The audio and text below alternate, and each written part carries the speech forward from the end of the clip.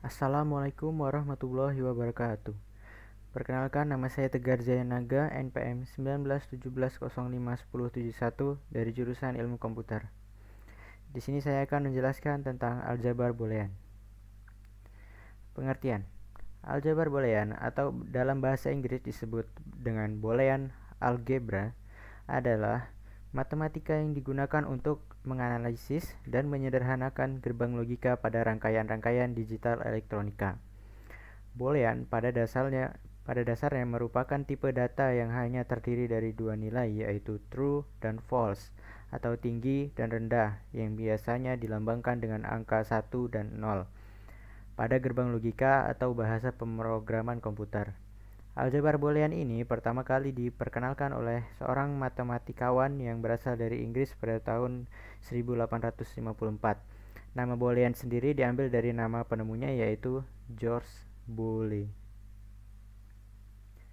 Hukum aljabar boolean. Hukum yang pertama yaitu hukum komutatif atau commutative law.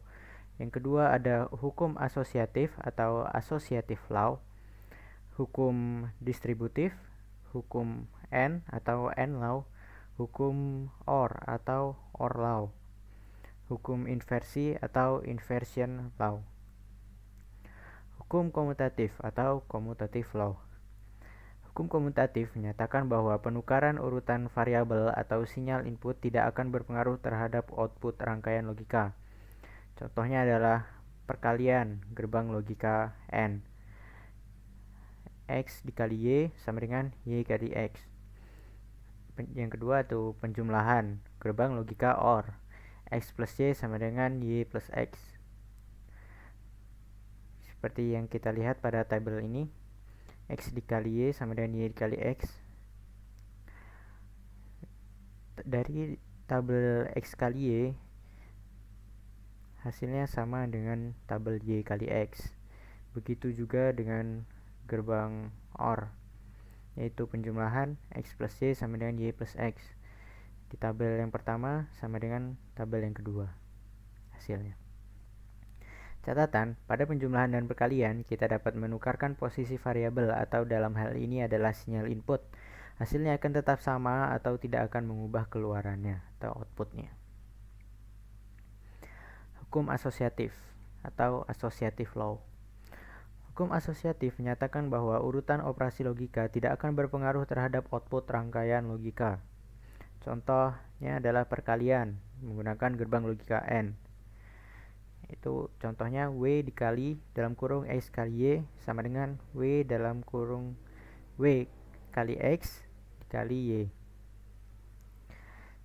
Seperti kita lihat, tabel yang pertama adalah perkalian W dikali dalam kurung X kali Y.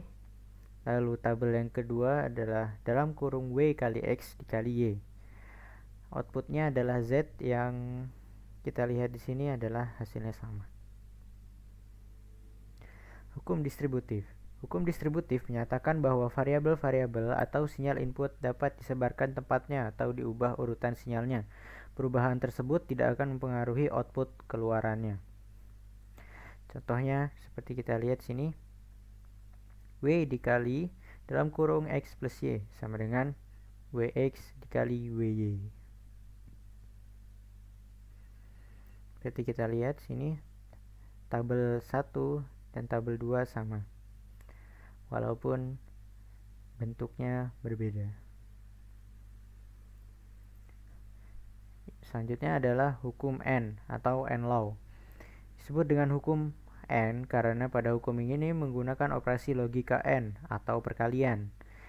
Contohnya seperti gambar di bawah ini, yaitu X dikali 0, maka hasilnya akan 0.